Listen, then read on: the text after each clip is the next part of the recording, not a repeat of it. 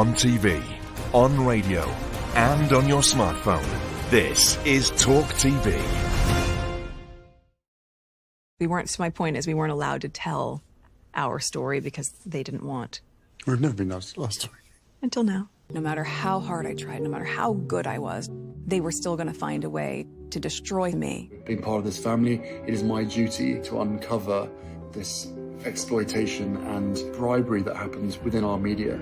I'm genuinely concerned for the safety of my family. I just really want to get to the other side of all of this. We just really want to get to the other side of all this before we're destroyed, because everybody's so horrible to us. Oh, shut up. Get your sick buckets ready. Tonight on Piers Morgan Uncensored, it's the nauseating, self-serving snooze fest the whole world is raging about. Live from London, this is Piers Morgan Uncensored. Good evening from London. Welcome to Piers Morgan Uncensored. Tonight, we'll devote the whole show to the impact of Harry and Meghan's attack on the monarchy, on the royal family, on Britain. We're all a bunch of callous racists who've wrecked their lives, which is why they're now living in a mansion in California, earning gazillions of dollars to continue trashing Britain, the royal family, and the monarchy. I'll talk exclusively to Meghan's half-brother Thomas, whose own family were trashed comprehensively again by Meghan in the Netflix documentary, and there'll be live reaction from viewers across the UK. But first, here's my uncensored take. And a warning, tonight's show contains spoilers.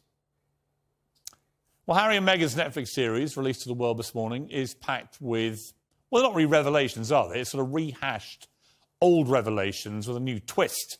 As it turns out, we've apparently been wrong all along. Britain is a nasty, racist hellhole where only magnificent Meghan stood up to all this. And the world's biggest victims are not the people of Ukraine or the people battling COVID or people struggling in a devastating cost of living crisis. No, the world's biggest victims right now are the Duke and Duchess of Netflix. And don't take my word for it. This promise of once you're married, don't worry, it'll get better. Once they get used to you, it'll get better. Of course it'll get better. But truth be told, no matter how hard I tried, no matter how good I was, no matter what I did, they were still going to find a way to destroy me. Yeah, nobody set out to destroy you. You destroyed yourselves in this country with your ludicrous, hypocritical behaviour. The truth be told, what you just said is complete and utter garbage. Harry and Meghan's romance, engagement and marriage were all greeted with ecstatic joy by the British media, the public and the royal family that they've all now abandoned. That's the truth. Not Harry and Meghan's truth, but the actual truth. The first 3 hours of this Netflix series paint a very different, far uglier picture of this country and our royal family. 8 days after the relationship became public, I put out a statement calling out the racist undertones of articles and headlines that were written by the British press. I wasn't thinking about how race played a part in any of this. I genuinely didn't think about it. Some of the members of the family was like, right, but my wife had to go through that.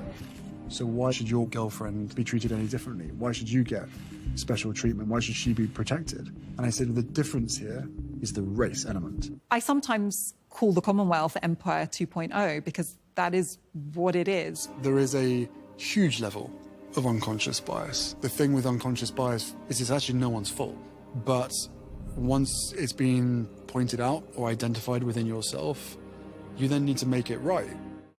Yep, we're all racists, apparently. Sounds like a different country, but let's be clear, Britain's one of the most tolerant and multicultural nations in the world. We celebrated the glamorous modern flair of the new young royals. We eulogised the newly biracial monarchy as the fresh face of 21st century Britain. I wrote newspaper columns about it myself, including on the day of the wedding.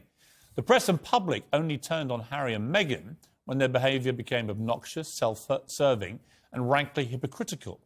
Sadly, millions of people around the world will watch this series and they'll believe it. They'll believe the smears about Britain and our monarchy, that we're a bunch of bigoted and hateful people. They even blamed Brexit for the racism which apparently was aimed at Meghan Markle, which is just completely absurd. But by far the most sickening part of this show for me was the constant use of Harry's late mother, Princess Diana, to stoke sympathy for Meghan. So much of what Meghan is and how she is so similar to my mum. She has the same compassion, she has the same empathy, she has the same confidence. She has this warmth about her. Who's that?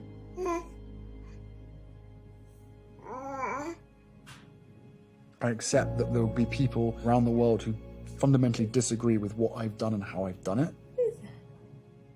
But I knew that I had to do everything I could to protect my family. Hey, Grandma. Nothing says protecting a family like putting your kids in a reality TV series, does it?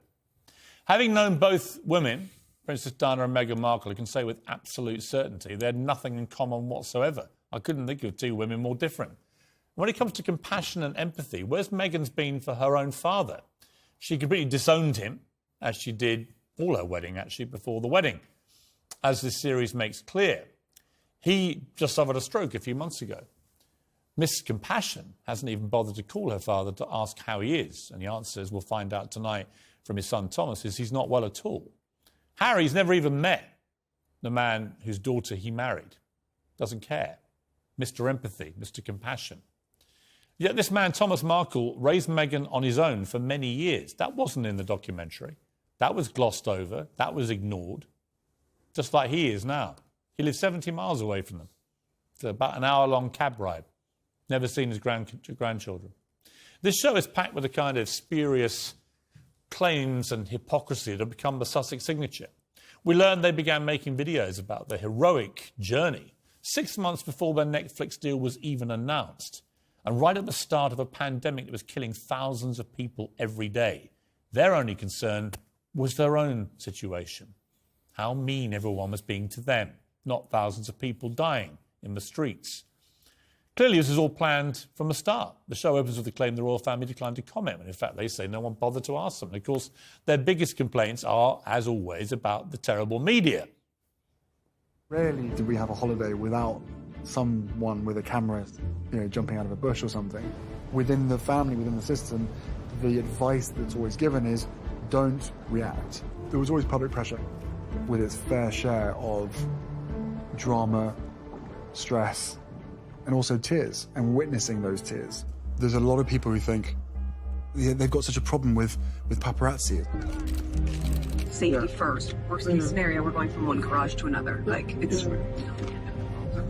Paparazzi still harass people. It's amazing what people will do when offered a huge amount of money to hand over photographs, to create a story. Right. So we had to flee the country for family privacy, says Harry, as we watch a $100 million documentary in which he flaunts his young children and shares private text messages, intimate photographs for the entire world to see. When it comes to paparazzi, I had more paparazzi outside my house when I was forced to leave my old job for disbelieving Princess Pinocchio's lies than I saw actually outside their houses at any stage of this documentary. Maybe their mob scenes are to come. We haven't seen any so far. In fact, all their claims of paparazzi intrusion in the two trailers turned out to be nothing to do with them. They weren't even at many of the events which were depicted. So forgive me if I don't think this is all a load of BS. But frankly, the biggest problem with this series so far is that, like the Sussexes themselves, it's dull, it's predictable, it's cliche-ridden, it's simperingly sycophantic. It's one long rendition of all their greatest whinges and a load of self-congratulatory nonsense. Harry and Meghan sold their royal souls to become reality TV stars, but they haven't got the charisma to carry their own sob story. They're now a grasping ex-royal version of the Kardashians, only with less class, less loyalty, and less brains. Well, in a moment, I'll speak to Meghan's half-brother, Thomas Jr., exclusively. Here's a short reminder of what Meghan and Harry said about her father in the show, including a series of supposedly private messages she sent to him when it emerged he was too ill to attend their wedding. Paps and journalists and media were following him all day, every day.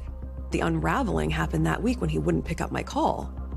and instead you're talking to TMZ. He had a heart attack 6 days ago. Which is crazy. Calling. This is not him saying, oh, I don't want to be there. No, I get it. I know what I'm saying. And the world is watching this drama play out. Of course, it's incredibly sad what happened. She had a father before this, and now she doesn't have a father. Well, joining me now is Meghan's half-brother, Thomas Markle. Thomas, thank you for joining me. First of all, how is your father, Thomas Sr.? Oh, hey guys, it's good to be here. Dad is doing very well, making a lot of progress. He's in good spirits. Sometimes he doesn't feel that comfortable to actually make a live appearance, but he's doing very well. You're there caring for him. He had a massive stroke, and I think at one stage for quite a while he lost the power of his speech. Has that returned now? Is he able to communicate with you? Yeah, his speech is definitely coming back. We're making a lot of progress with the speech therapy, and you know, for the most part, it's pretty normal. It goes off after a few moments, but comes back. So he's doing very well. I'm just very happy that I could be here every day for him since this happened in May, or what, about 6 months ago. Were you both watching the first half of this series today?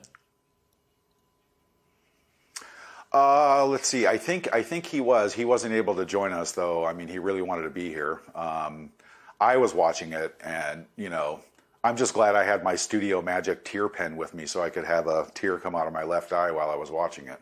I mean, that moment when Prince Harry, who's never met your father, says that Meghan has no father. What did you think of that? I think it's horrible. The documentary is so far off on so many different levels. It's really a little bit disturbing. Saying that, you know, she doesn't have a family and she doesn't have a father, and then Harry saying that, you know, she has no father now. That's just ridiculous. Yeah, I mean, it's incredibly hurtful. I also have always had sympathy with your father because I felt that he was thrown to the wolves with no experience of dealing with this kind of intensive media attention. He tried to do the right thing. He came unstuck, and they just disowned him. Has she made any attempt to contact your father since he had his stroke? None whatsoever. And, you know, I totally agree with you on the fact that none of us were ever coached or given any help with the paparazzi or press since the very beginning, which has caused a lot of problems. Nobody reached out. I actually reached out, and all I got back was distant family, and she doesn't know us, which is just, you know, it's just very bizarre how she just basically brushed the entire family under the carpet like we don't exist, and then lied about not having a family, and lied about, you know, she doesn't have a family that she's always wanted. You know, we've always been here. Documentary's way off. I mean, that's what's actually prompted me to work with my own production team. And coming out in like 2023, we're going to have, you know, our side of a documentary that's going to shed a lot of light. Well, I don't blame you. I mean, if this was one of my family doing this to my family, I'd want to do the same thing and set the record straight. It just seems to me that she's decided you're all too big a problem. Therefore, you have to be cut loose. And I got to be honest, I knew Meghan for a bit before she met Harry. Did exactly the same to me. Bang, you know, done. She did that to many people that she knew, that she'd either worked with or was friends with or whatever. It just seems to me she's what I would call a ruthless social climber, who just when people are no longer, no longer appropriate parts of her circle, they have to be expunged quickly so she can move on up the ladder. Absolutely. And I think a lot of greed plays into that fact also. I mean, the amount of unprecedented files, photos, videos, and documentation that we're going to be including in our documentary, it's going to tell a whole different story. And I think the general public and the UK and America knows that now the Markles aren't bad people. We're just like a normal family like everybody else. We do exist. And when one person tells lies and then tells 10 other lies to cover the one lie, and it keeps on going, this is what happens. You end up looking ridiculous. There's a staggering moment, Thomas, where Ashley, who is, I think, your niece, who's Samantha's daughter, befriended Meghan and was going to go to the wedding. And then Meghan is apparently advised by some flunky at the palace it wouldn't be a good idea because Samantha's not invited. So this happens. How do we explain that this half-sister isn't invited to the wedding, but that the half-sister's daughter is? And so, with Ashley, the guidance at the time was to not have her come to our wedding. I think I said I was hurt on some level, but I understood where it was coming from. To know that it was because of my biological mother that this relationship that's so important to me was impacted in that way.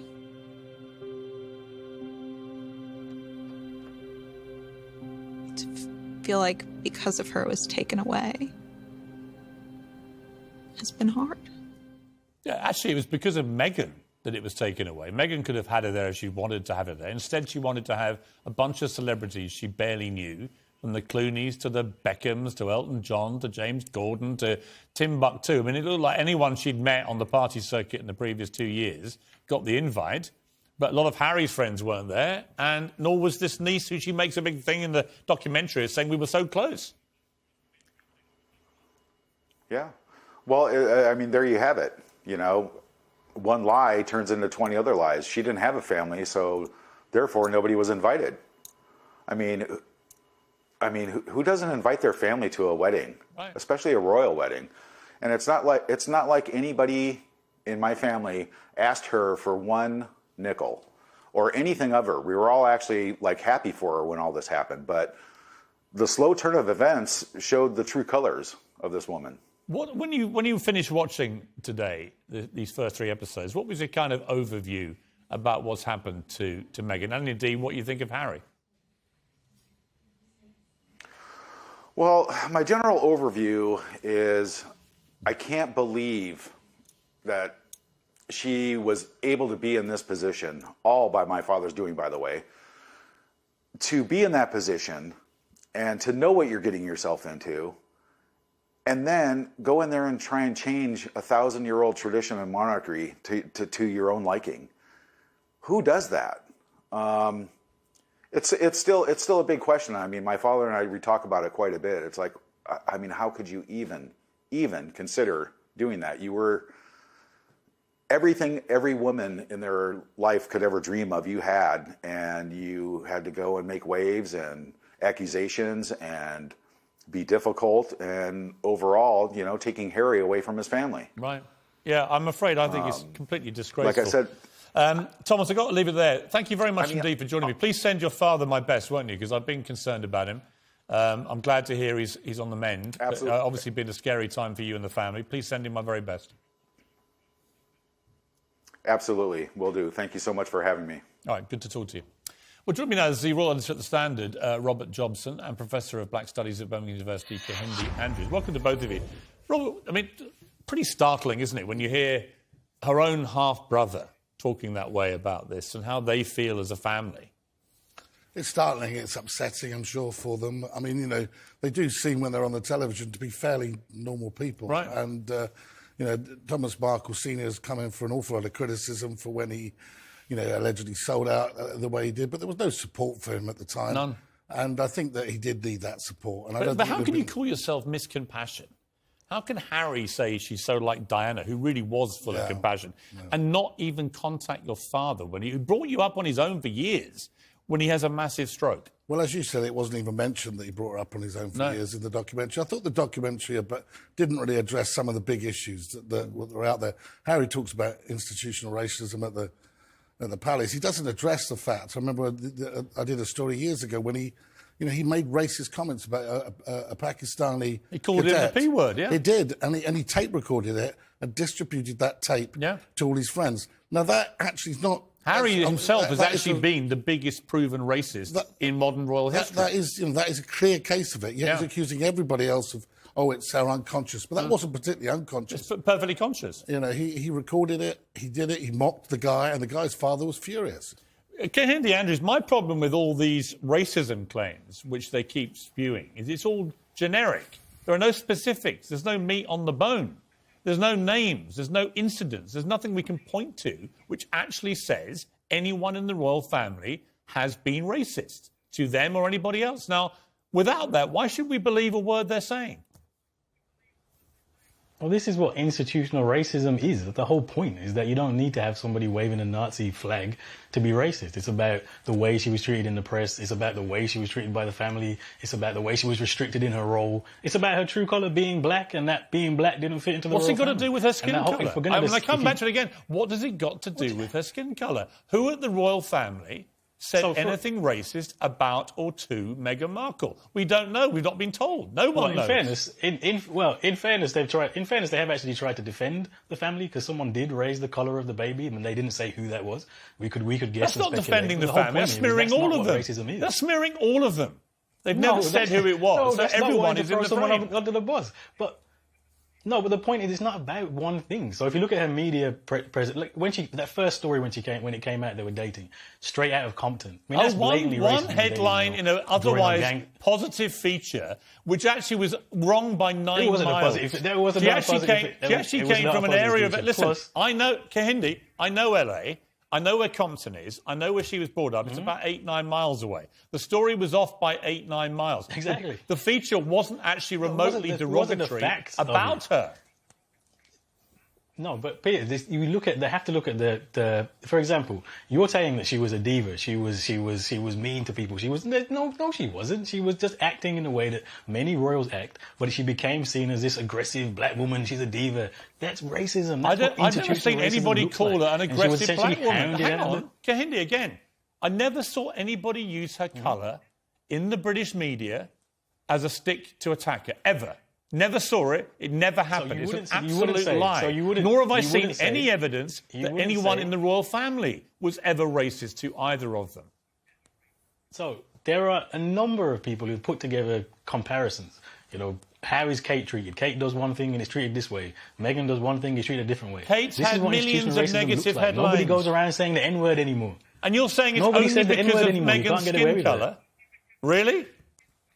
What I would say, well, I mean, I think when you have an institution which is overwhelmingly white, which is only a story she's in it because she's black in the first place, if she wasn't black, we wouldn't be talking about all of this, who then treats her in a way which is clearly problematic. She then leaves and says, look, I experienced racism and thought about committing suicide, it was so bad. I think we would have to say, yeah. Well, I want to see the evidence of that too, I'm afraid, because she said a senior person at Buckingham Palace told her she couldn't have help for her suicidal thoughts because it would be bad for the brand of the palace. Who was that person, and when did that conversation happen? Because, like a lot of what Meghan Markle says, none of it is borne out by actual evidence. It's just her saying it, playing the mental health and suicide card, playing the race card, damaging the monarchy, damaging the royal family.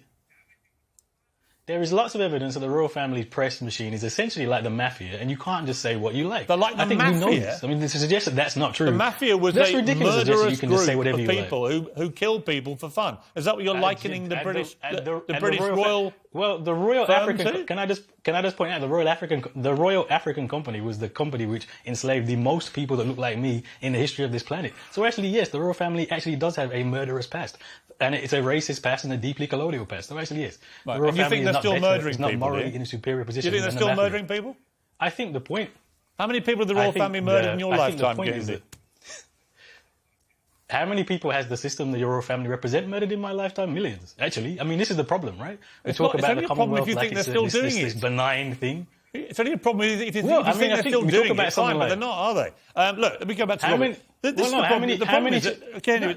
going to go to Robert for a second. The problem with these conversations is that, again, there's no substance to it other than go back in history and say that hundreds of years ago, the colonial Britain, led by the royal family, behaved in a bad way. We know that, and they've been apologising throughout the last 60 years for it. Yeah, but I mean, this is also about accuracy, isn't it? And this documentary, I can only speak as I find. There was one particular moment where I was on a pool position in South Africa, inside Archbishop Tutu's compound, his house, and they used that photograph of them walking away, holding the baby to say, with a lens in the picture, to suggest that was intrusive by the paparazzi. We're seeing the picture here now. That's the narrative. That photograph was taken with 3 people standing there on the pool position. I was standing next to Sarah Latham, I'll name them, Sarah Latham, the press secretary, who had arranged the position with them. And so that was all official, all agreed. And then we went from there into the late Archbishop Tutu's house, where they had tea and showed the baby again. The press couldn't show pictures of that baby under the regulations that we now have agreed since the death of Diana. And what upsets me about this documentary, and I think else, is they've used all of these things. Harry says he can't remember a lot about his childhood with Diana, apart from the fact that there were a lot of paparazzi. Yet he's utilising Diana, the fame of Diana, in this documentary. Yeah, it's disgusting. And he's utilising that to get an old narrative across. And the British media has changed enormously. And by the way, the reason he's doing it is he's getting $90 million well, that's from bottom Netflix, line, right? Bottom line. He's doing the very thing he's accused the tabloids of doing when his mother was alive, which is using her image, and everything about her the Panorama interview. For commercial gain. Right, exactly. The Panorama Robert, going to leave it there. Thank you very much indeed for joining me. Kahindi, thank you very much indeed for joining me. Coming next, Harry and Meghan wield Princess Diana's memories, as we just discussed, to defend their actions and claims. But does that comparison have any credibility at all? We'll have guests including Paul Burrell to debate that.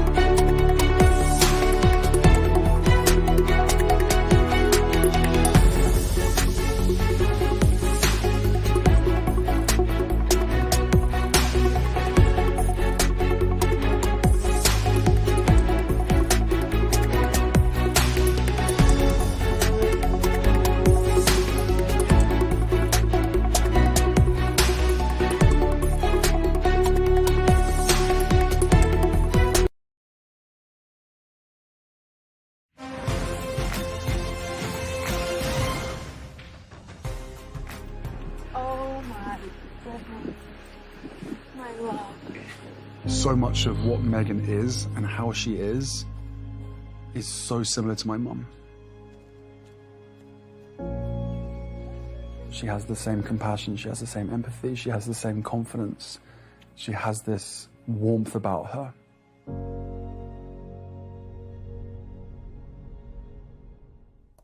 Well, joining me now, a royal correspondent for Vanity Fair, Katie Nicholl, Princess Diana's former butler, Paul Burrell, and historian and author, Dr. Tessa Dunlop. Well, Paul, you and I had lunch with Princess Diana and a young Prince William, who's 13, at Buckingham Palace.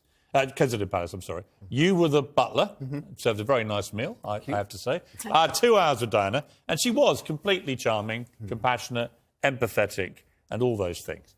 I also knew Meghan Markle, who, in my estimation, from everything that happened before, during, and after, when I knew her, is a complete piece of work, devoid of any real compassion, witness her father and the family, devoid of empathy, who's taken this prince away from his family now and is trying to exploit the royal titles for maximum gain.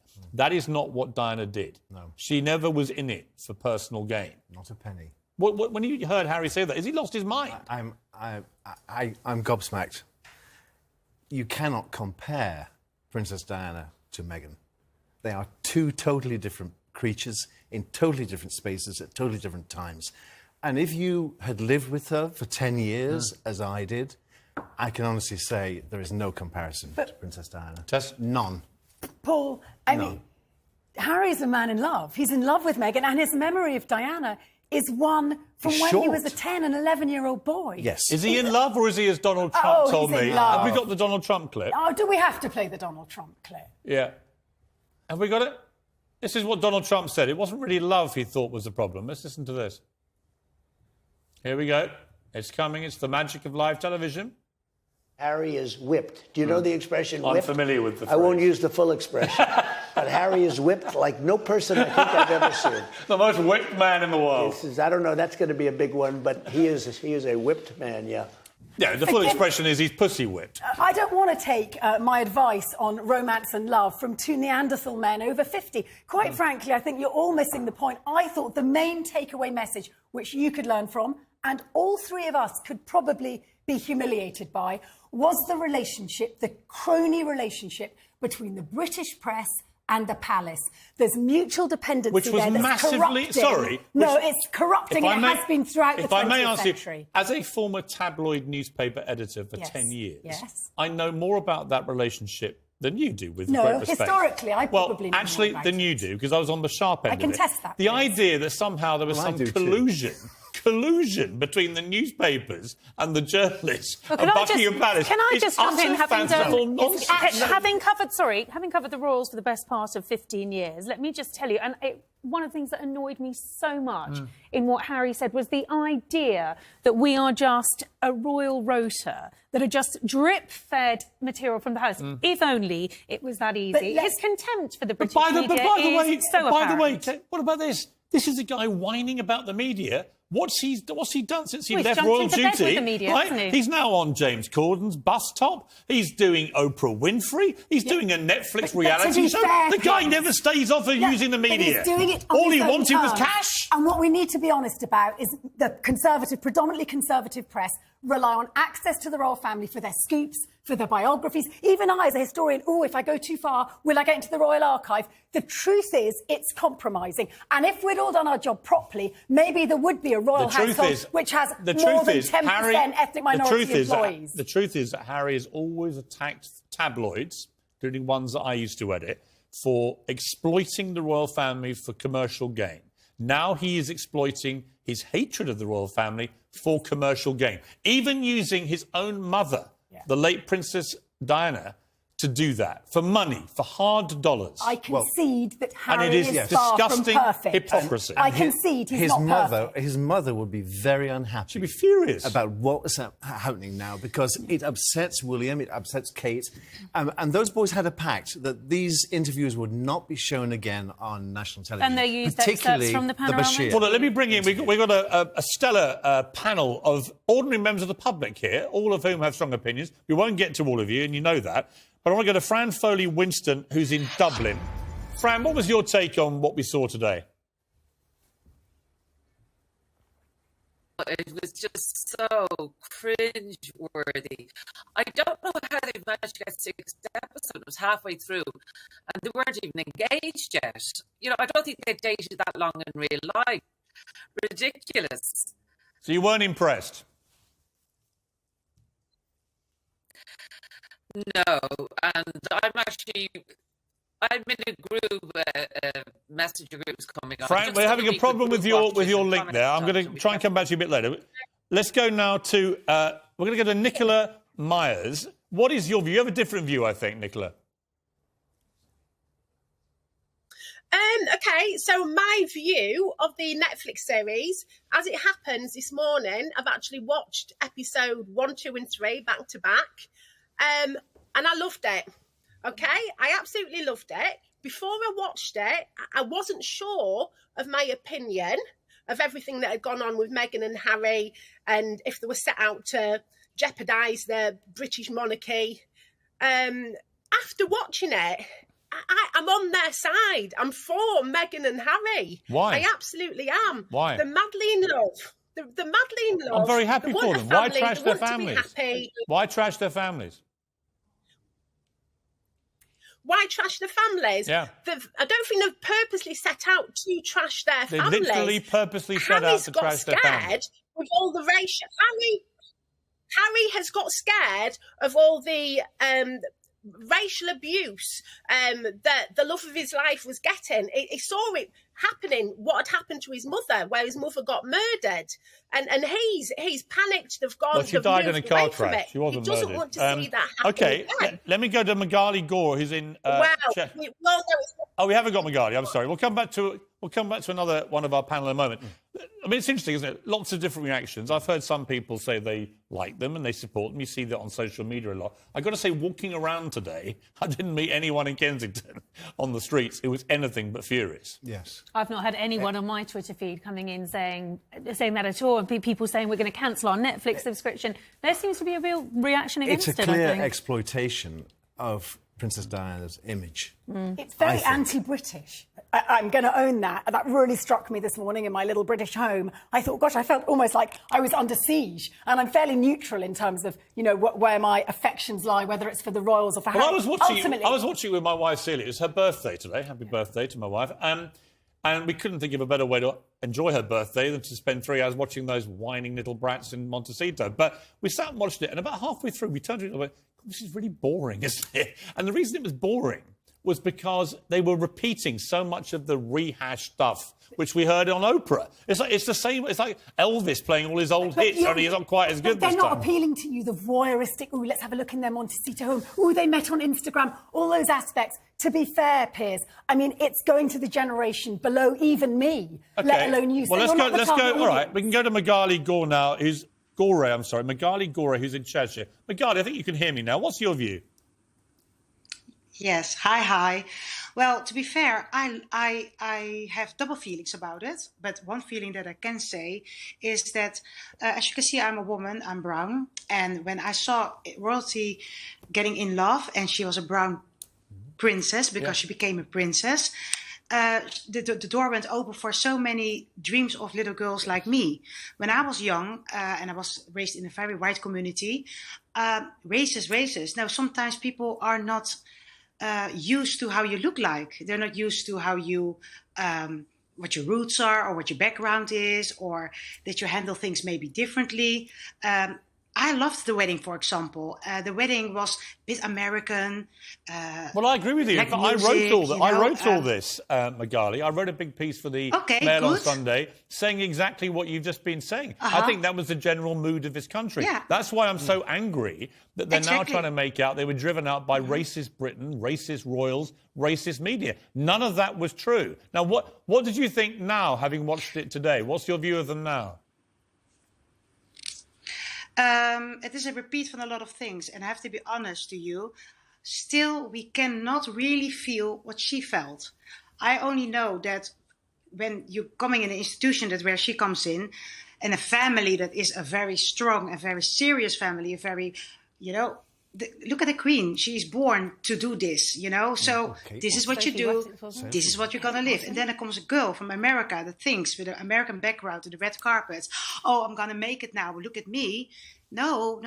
You have to live like the protocols. Yeah. And I think that's a struggle. And okay, Magali, I've got to leave it there. Like I get your point. Look. I've got to leave it there. Yeah. I'm going to take a break, but thank you for that. I'm going to come back after the break, and we'll talk more about this, particularly also Meghan Markle mocking the moment she met the Queen and had to curtsy, and Harry's response.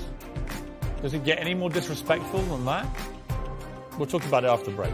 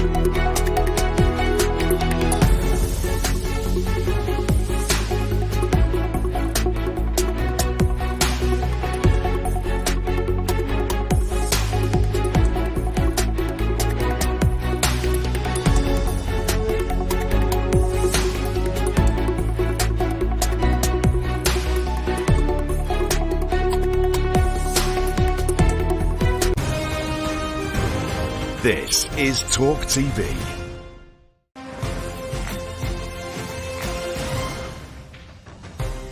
There's no class in some person who goes sit like this, cross your legs like this, use this fork, don't do this, curtsy then, wear this kind of hat. Doesn't happen. And I remember in the car and driving up and he said, you know how to curtsy, right? And I just thought it was a joke.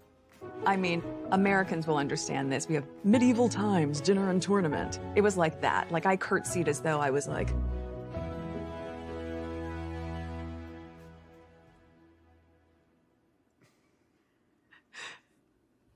pleasure to meet you, Your Majesty.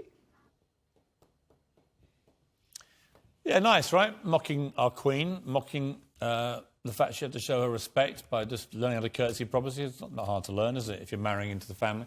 Well, joining me now is the editor of Hollywood Unlocked, Jason Lee, niece of Martin Luther King Jr., Alveda King, and Conservative radio host Ben Ferguson. I still have Paul and Katie with me. So, Let me start with you, if I may, Ben Ferguson. What does America make of this? I mean, surely they're not falling for this, are they? Yeah, can you please come get your Kardashians? That's number one. Number two, it seems like these two individuals that are obsessed with being private people and being out of the public eye are actually a bunch of narcissists that are totally obsessed with being in the public eye. It was a crybaby special. I mean, I full disclosure, I could only watch so much of it, Piers, before I said, give me a break, rolled my eyes and moved on with my life. So I would say if you want to waste 3 hours of your life, and you love drama and your soap opera isn't coming in, watch this because it's amazing. Yeah. But this rewriting of history through their eyes, like they're somehow victims, they're not victims. She's crazy and she's trying to destroy a family here. And I used to kind of feel sorry for Harry. I don't anymore. No. Because he's sitting there doing it with her. Like, Yeah. you can even see at the curtsy moment that you just came in with here. He looks at her almost like she's crazy. And maybe in 3 or 4 or 5 years, she'll realize this woman thought has that was the destroyed my moment. life. Yeah, I think that's the moment we'll look back on, I suspect, in a couple of years, and that'll be a tipping point. Let's go to Alveda King. Alveda King, Dr. King is one of my all-time heroes, as he is many people. He truly was somebody who stood up to racial injustice, racial inequality, like nobody in modern times. And it cost him his life. The idea that these two are in any way, on any level, people doing similar stuff is, to me, fanciful. They're just sitting there in a mansion in California, spray-gunning their families, calling them a bunch of callous, vile racists without any evidence, aren't they? Hey, do I just jump in? Well, Piers. What that person just said, I don't know. Off you go. Hi. Hi, Alveda. Alveda. Off you go. Can you hear me? I can hear you, yeah. Can you hear me? Okay. All right. Well, here I am. I grew up with the Princess and the Pea, Cinderella, lately Wakanda Forever, and exploring all these various cultures. And so there is no happily ever after in Cinderella land if you're from two different cultures. And so what we have is a cultural confusion on Meghan's part, and she wants to superimpose her culture on her husband and their family, and that just doesn't work. But I'm mindful of my uncle, Reverend Dr. Martin Luther King Jr. We must learn to live together as brothers, and I'll say as sisters, or perish together as fools. Now, there's only one blood and one human race, and so to put racism into everything doesn't necessarily ring true either. And really, Britain had a queen. I think it was Queen Sophie, who was part German and part Black African person. So it's not like the monarchy is opposed to skin color, but there's only one blood and one race. But I think Meghan is mixing maybe Hollywood fantasy and her pain of what she wants to see. But you can't topple a whole line of traditions based on pain. But past pain, there is communication. It takes some guts to even speak out and say some of these things. But we want to bring this back into a reality, and I think that's the problem. Alveda, that's one of the most brilliant analysis I've heard, actually, of the whole farrago. Thank you. Absolutely brilliant. Okay. I want to bring in Jason Lee now. You fall for all this. You think they're great heroes and deserve all the awards they're getting, and they're freedom fighters standing up to the oppressive Brits, do you? Well, I'm not obsessed with them to the point that I'm following every move that they're making, but I have watched the documentary, and so far I love it. And I'm somebody who's black and white, and, you know, I've listened to some of the people on the show today. The guy who started at the top of this segment has just annoyed me. You can tell he probably doesn't have much love in his life. And the woman before the last segment, she was probably a bit oversized and unattractive. Awesome kids, dude. Doesn't really sound like she had... Hold on, we already heard what you had to say. Clearly, you're mad that there's black blood in the bloodline for the royal family. But since you want to talk about... If you want to talk about racism in the UK... Let's talk about the racism in UK then, because the blood diamonds at Buckingham Palace have not been returned. I said You're nothing very about consumed racism. with a man who's in love with a black woman. That's the problem that you have. But this is the deal. I love the fact that Harry. I love that. Wait a minute. Time out. Unity. They're all human beings. Skin color. But here's the deal. Everybody got to talk before me. All right, listen. Everybody got to talk before me. You can't all talk at once. Jason, here's the problem, Jason. It's when you get to the specifics of who in the royal family has actually been racist. There's no answer. There's no evidence. There are no facts. It's all just smear by association. They're racist. They're blind to it all. They're unconsciously biased. Blah, blah, blah. Where is the meat on the bone? Where are the facts? Well, we haven't seen it all yet, and I think that we have to let them tell their story, right? We're both in the media. One thing I love about you, Piers, you say what you feel, what you think, regardless of how people feel, and I think they should be given the same freedom. We enjoy talking about them. Let them tell their story so we can talk about their story. I look at their love story from their point of view, and I look at how it's been reported, and I can enjoy it all without feeling, getting in my feelings. I think that how she described meeting the Queen, I don't know how I would have felt if I would have met the Queen. I didn't have that privilege, but I probably would have been nervous too. And I don't know what preparation went on. I mean, what we're looking at is very public people who are under scrutiny, who had private lives, and now we're seeing what that looked like. Yeah, but you know what, Jason? She met the Queen. Is. She met the Queen privately, and she was with the Queen's grandson, who probably does know how you greet the Queen. She also had So Ferguson there. exactly. This was the Queen's grandson. Look, that was a great panel. I want to thank Jason. Wait, but in all fairness, and just for the record, wait, Ben In all- Ferguson, I think you would like to just clarify. I live in a fishbowl. I get it. Alveda, 1 second. Ben, just to clarify, you do have love in your life, yeah? Yes. I have a wife that loves me, 3 children that love me, and I said nothing about rapes in my comments. I've got to leave it there. Thank you to my panel. Thank you very much indeed. We'll be back after the break. Get our verdicts here from Katie and Paul.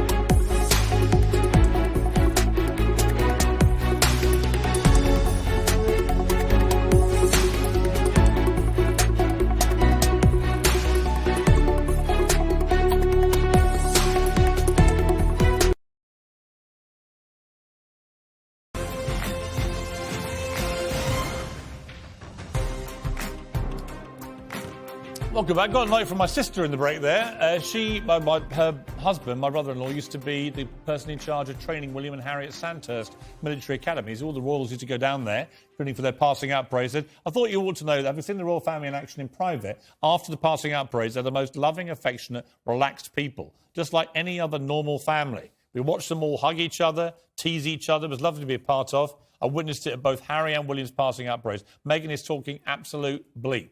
Thank you, Charlotte, my sister. We're all pretty much the same in my family, uncensored. Let me go to Samsara quickly in Canterbury. Very quickly, Samsara, your view. My view is it's fascinating. Just like you said, it's a big statement that says nothing's wrong with me, nothing's wrong with us. We're normal people. We've had an experience. And the thing that Harry talks about is unconscious bias. So I know you've mentioned racism, and perhaps it's not being called out just yet explicitly in the documentary, but it's the blind spots, it's the areas where people might well be well-meaning, but in fact, underlying that are some prejudices and judgments that may not really be appropriate. Okay, that's a good point.